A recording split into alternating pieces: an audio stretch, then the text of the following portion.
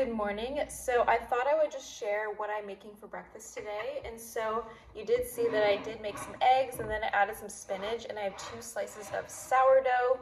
And then I'm gonna add some of this cottage cheese to my toast because I've been seeing this a lot on TikTok and it looks really good.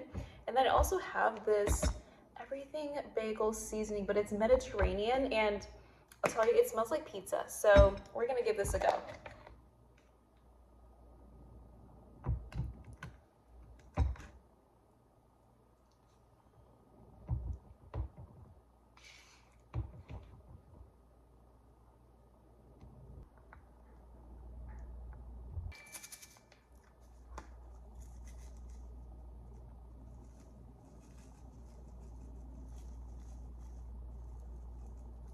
Cannot skimp on the seasoning. So I have to try this first.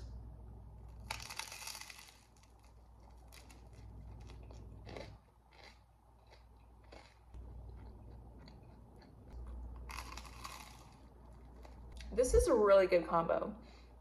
It does taste a little bit like pizza, but I think if I put this in the oven to kind of crisp it up a bit more, that the cottage cheese might be more like ricotta.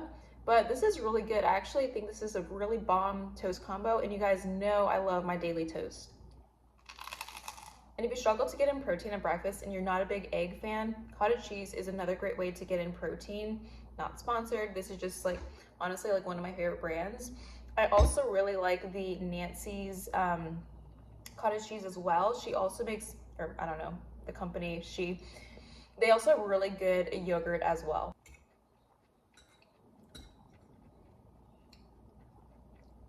Just making sure there's no spinach in my teeth.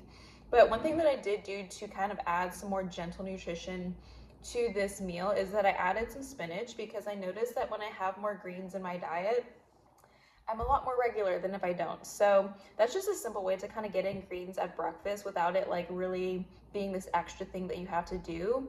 I mean, you can throw it in with the eggs, you can make a scramble, things like that, or even taking leftover veggies, like I left over like broccoli all the time, into like the scramble, and it would make such a great addition to getting some veggies in at breakfast. So I wouldn't stress about getting in veggies every single time at breakfast, but if you notice that you feel better when you do, that could be a simple way to kind of get it in. Okay, it's a lot better with the egg on top as well, and I don't know if anybody else is kind of like this, but I like the runny yolk, but I don't like it so runny to where it's like dripping down my fingers. I like it kind of over medium. Earlier when I was making the eggs, what I do is I crack it when I'm making it, and so I let that sit and then I flip it, so that way it's kind of like you get the over medium egg, but the egg yolk kind of spreads when you flip it, and it's the perfect combination of like a little bit runny but not too runny. Something that I did want to talk about with you guys today is this fear that I see a lot with the women that I work with.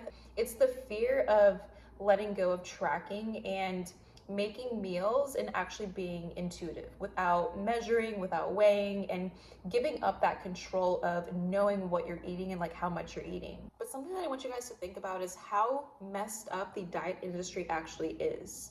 And let me remind you here that the diet industry right now is a $76 billion industry that profits off of you not liking your body, and they provide you with the solution so that you buy into their exercise workout plans, their diet plans, and give you tons of supplements. But think about where that leaves you physically and mentally after a while.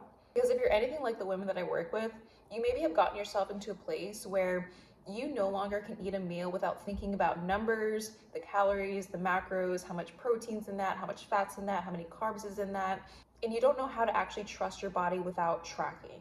And because you've gotten yourself to this place, you don't actually know how to trust your body and know what your intuition wants, because there's this huge disconnect between your hunger and fullness cues, your needs, versus being robotic with eating.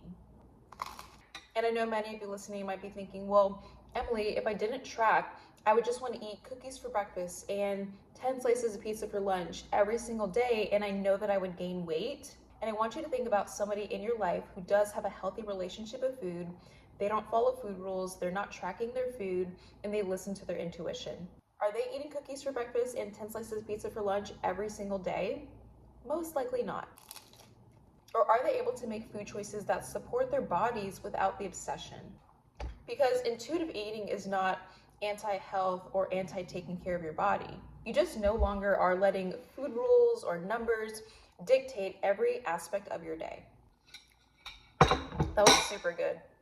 And when we're able to move away from tracking and being so rigid about what we're eating, how much we're eating every single day to where it's so consuming, I myself and the clients that I work with have seen such a huge improvement in just not only like mental energy, physical energy, just more time in your day to spend elsewhere, like on relationships, on work, on, exploring hobbies and interests that are outside food and exercise.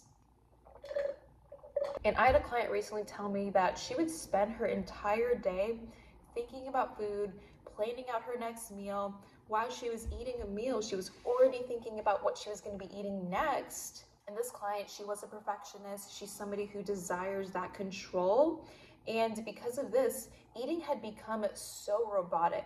She would eat the same things every single day at the same time. And so whenever there was something that, caused her schedule to be off routine, or she didn't have access to food that was one of her safe foods, she felt so much anxiety and stress and overwhelm.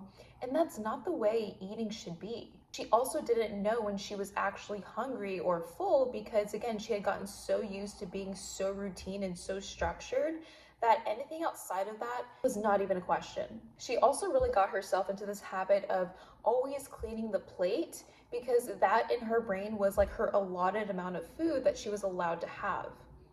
And so when it came to eating meals, out at restaurants, she wasn't really able to distinguish like, when am I actually comfortably full and where is my hunger actually at? And I bring this up to you guys because it's something to really think about. Like, do I want to be in my 70s and 80s and still be tracking my food, still be thinking about numbers when it comes to making a meal?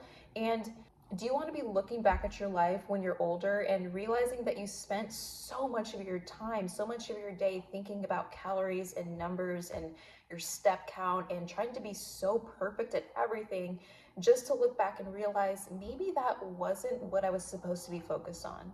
And I'm not saying that it's easy to go from tracking to intuitive eating. And I actually have an entire other video about this, about answering some of your questions about intuitive eating, because if you're coming from a place where all you know is food rules and tracking and being a perfectionist around certain things, intuitive eating might not be something that you're ready to fully dive into yet. And that's okay, because when you do have those food rules or all of these negative food beliefs, that really is going to get in the way of your intuition, because you're going to be constantly thinking about, should I eat this? Should I not eat this? Is that a good food? Is that a bad food? Is that healthy? Is that unhealthy? And then it just becomes this endless cycle of obsessive thoughts that you actually have to work through first before intuitive eating is something that feels natural and easy and stress-free. So I'm going to be linking both of those Q&As down in the description if you want to go check those out. And if you're somebody looking for more support right now to learn how to listen to your body after a period of, having an eating disorder or chronic dieting, I would love to help you and support you in Nourish to Thrive. And I'm also going to be linking that down below as well. But give this a thumbs up if this is something that you guys like. If you kind of like me sharing like meal ideas with you guys, let me know and I'll definitely hop on that more.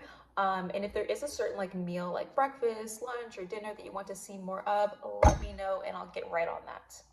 But if anything, guys, definitely get this. I actually had them send this to me, and I don't know if this is something that you can get online, but it is super delicious and I definitely recommend on a toast.